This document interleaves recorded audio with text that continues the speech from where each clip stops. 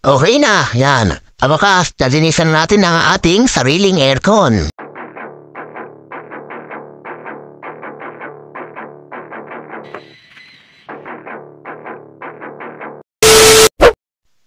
Okay, panibagong araw mga master. Ito, backup video to sa ating aircon dati. Sa wakas, lilinisan na natin. O tanggalin natin yung mga tinuturo ko na yan. Sakit ng ating control, tanggalin na ang natin yan. Para safety at hindi mabasa. Ayan, after natin matanggal yan yun. Ito yung sakit naman na tinanggal natin. Tapos na mga master.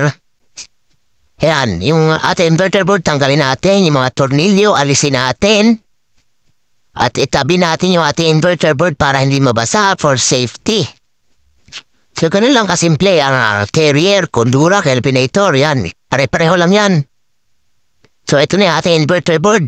Natalis na natin. Ang sakit naman yan ay hindi pwede magkabaligtad kasi magkaiba ng size.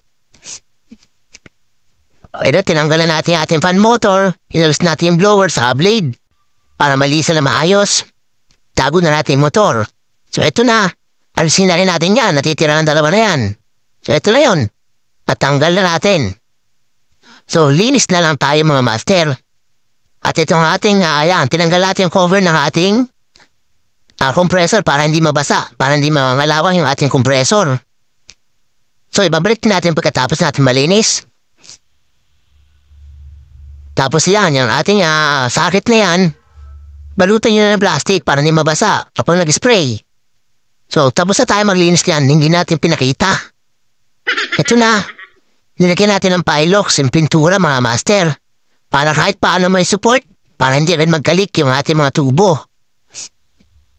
Malaking tulong yan kapag nilagyan natin ng Pilox, yung ating mga tube.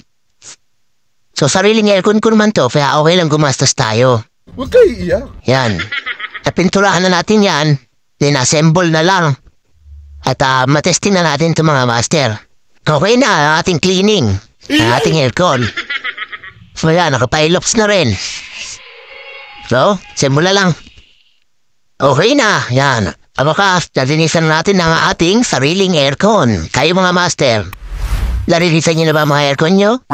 Comment below.